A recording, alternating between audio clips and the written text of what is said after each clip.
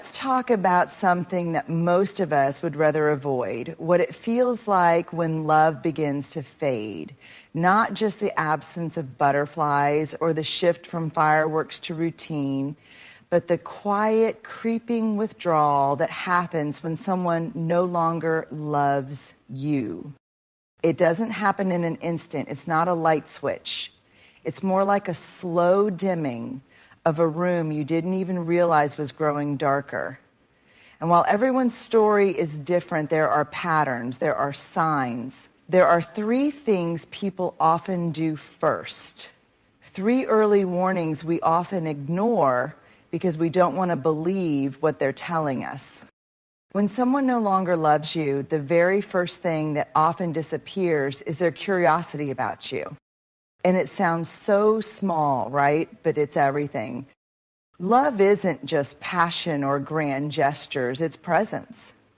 It's consistent, gentle curiosity. It's asking about the mundane parts of your day because they matter to you, so they matter to me.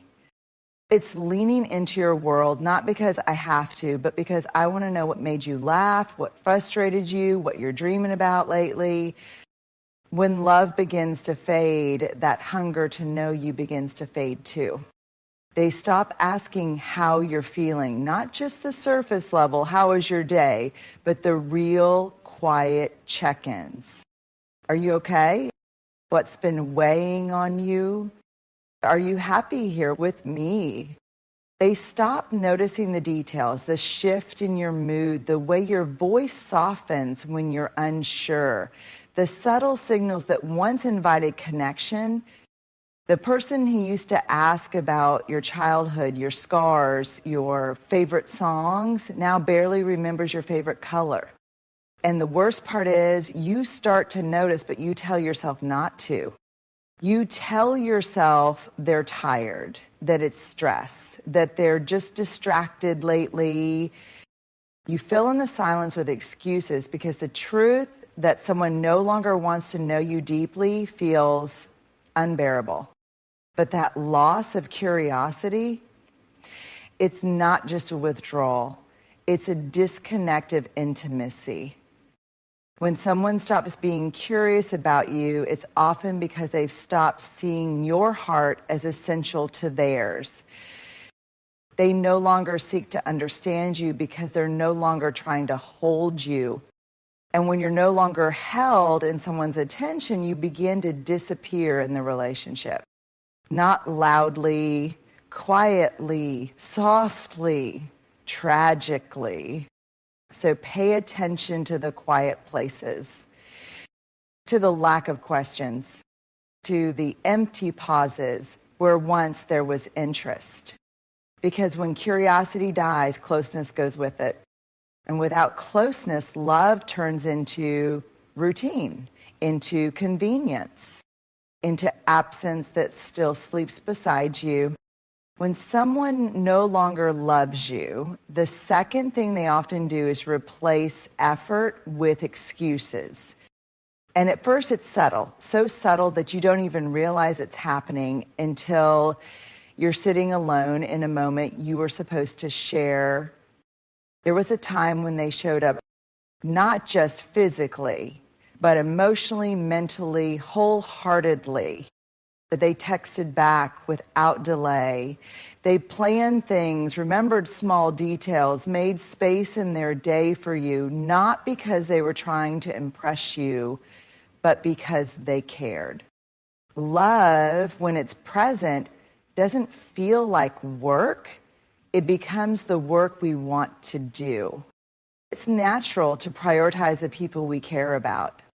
So when they were in love with you, their time, attention, and energy aligned around you. You weren't just a part of their life, you were a priority within it. But when love begins to fade, effort becomes optional. They stop trying. And instead of telling you directly, they begin to offer soft, reasonable, almost understandable excuses. I'm just swamped right now. I forgot, sorry, it's been a long day. Can we reschedule? I just need space. And sure, everyone gets tired. Everyone needs space. But when it becomes a pattern, a shift begins from making time to finding a reason not to, from excited plans to half-hearted maybes, from I can't wait to see you to let me get back to you.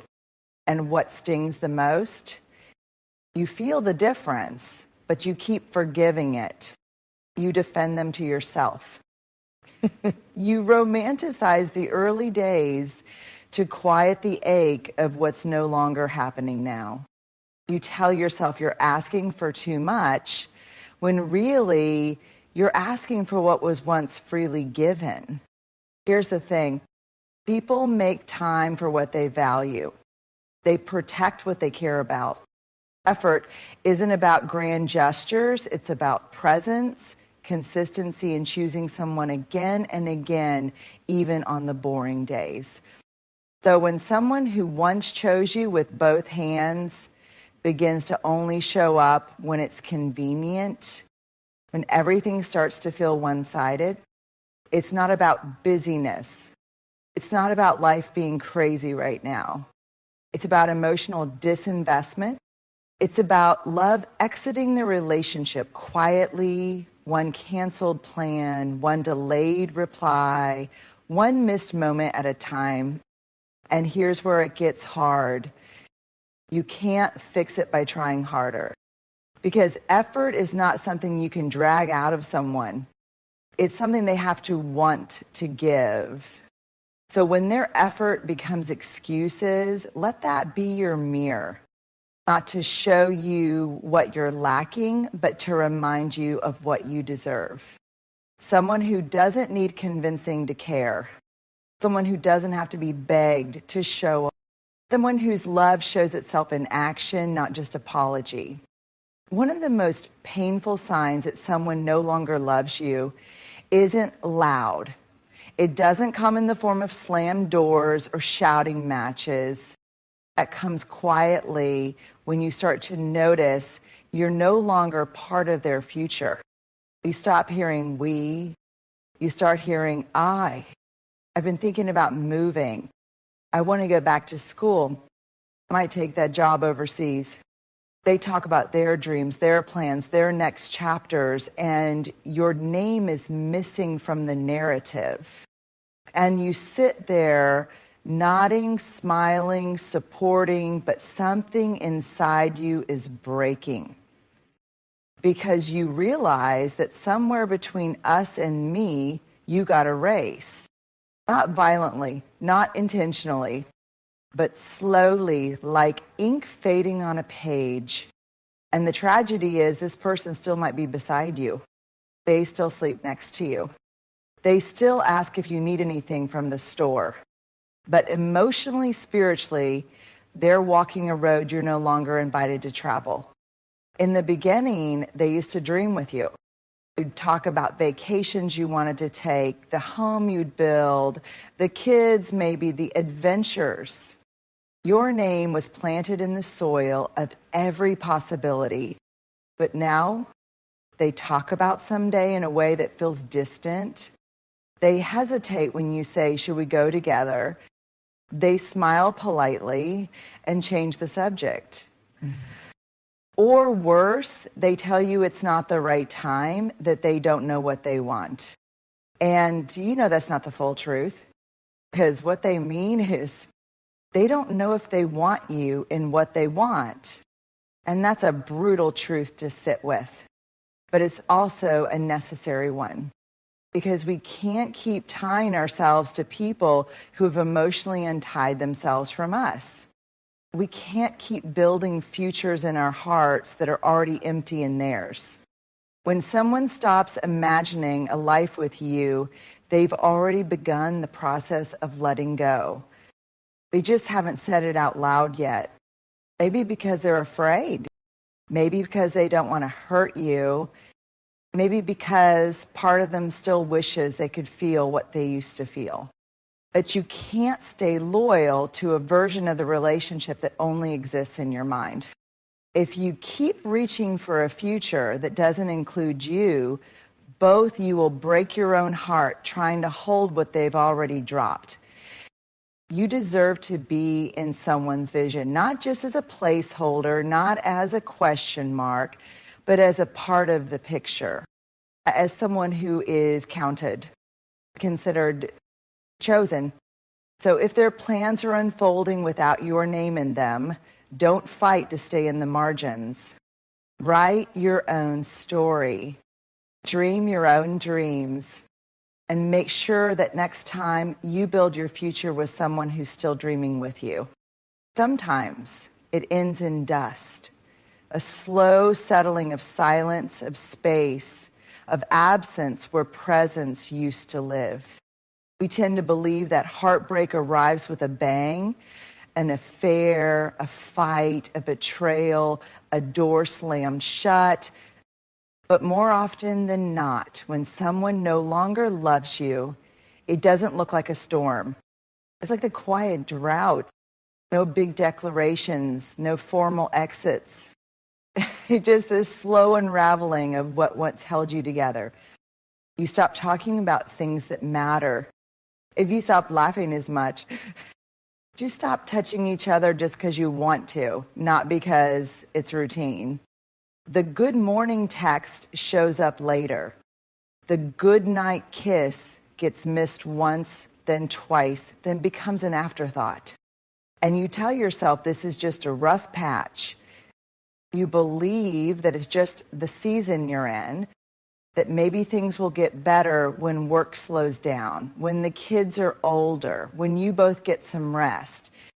But underneath all the reasons is a reality you don't want to name. They're slipping away and you can feel it, but there's no moment to point to.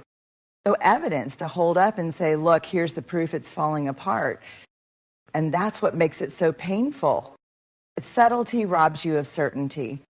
You feel the loss deeply, but you question yourself constantly. You start to wonder if you're being too sensitive, too needy, too much. You become an investigator of their mood, reading into every tone, every pause, every misreply, because you're trying to make sense of what your body already knows, but your heart doesn't want to accept. Love doesn't live here the way it used to. And the worst part, they're probably not trying to hurt you. In fact, they may not even fully realize they've begun to pull away. Because fading love isn't usually a choice, it's a drift. A drift that happens when connection is no longer nurtured, when effort becomes habit, and the magic turns into maintenance and nobody bothers to light the fire again. This kind of ending is hard to grieve because it doesn't have a clear beginning. There's no exact moment you can look back on and say, that's when I lost them. All you know is one day you woke up in the same bed with someone who no longer reached for you in the dark. So you learn to read the silence. You learn to decode what's missing. You learn to carry the ache without answers. But here's the truth. Just because something ends quietly doesn't mean it doesn't hurt like hell. Just because there's no explosion doesn't mean there wasn't devastation. And you deserve more than a love that disappears while still smiling at you across the table. You deserve clarity. You deserve presence. You deserve someone who doesn't let the flame die in silence. Someone who's brave enough to speak when things are breaking and tender enough to fight for what still matters. Because love doesn't vanish overnight. It fades in subtle ways, in slow moments, and then all at once you realize what you were holding on to is already gone. Because after all this talk about fading love, distance, and disconnection, there's a lie that often sneaks in and wraps itself around your heart like a vice. It whispers, if they stop loving me, there must be something wrong with me. That lie is powerful. It's quiet, but it's persistent. And if you're not careful, it becomes your inner monologue. Maybe I wasn't enough. Maybe I was too much. If I had been prettier, smarter, more patient, less emotional, maybe they would have stayed. Here's the truth. Their inability to keep loving you does not make you unlovable. I'll read that again. Let it sink in. We confuse someone's exit with our value. We treat their fading affection as a mirror when it was never meant to be one. But love, true love, is not a reward for perfection. You don't earn it by being flawless. You don't lose it because of your humanity. People stop loving sometimes because they change, because they're afraid of intimacy, because they don't know how to grow with someone, because they've got wounds they never healed, expectations they never said out loud, or standards you never agreed to. They may have walked away emotionally or physically, but that departure is not proof of your deficiency. It's only proof of their decision. There are parts of you they didn't understand. There are ways you showed up that they couldn't receive. There were corners of your soul they never explored, not because they weren't there, but because they chose not to lean in. And yes, maybe you made mistakes. Maybe you weren't perfect, but none of us are. Love that lasts doesn't require perfection. It requires effort, grace, and willingness. And both people have to show up with that. Not just you. If you're the one who carried the emotional labor, if you were the one who kept trying to fix what they stopped acknowledging, or if you were holding the thread while they were already letting go, it doesn't mean you were too much. It means you cared deeply. It means your heart was still in it. That's not weakness. That's your strength. That's your tenderness. That's your love, still alive, still reaching. But hear me now. You are not just lovable when you are loved by someone else. You are lovable because of who you are. You are lovable when you're healing, when you're messy, when you're unsure, when you're standing in the ruins of something you tried to save. Someone else's failure to see your worth does not erase your value. Someone's silence does not diminish your voice. Someone's exit does not cancel your existence. So don't let heartbreak convince you that you are broken. Don't let their leaving make you forget the kind of love you are capable of giving and the kind you deserve to receive. Because here's what I know. Someone out there will meet your depth with depth. Someone will stay curious. Someone will choose you without needing to be convinced. And most importantly, you can choose yourself until they arrive. You are still lovable as you are right now, as you are. There comes a moment after the silence, after the fading effort, after the realization that you've been written out of someone's future, when you stand at a crossroads. And that moment doesn't usually come with a clear sign. It comes with a deep, aching exhaustion in your bones. It comes with the realization that you've been pouring from a cup that no one bothered to refill.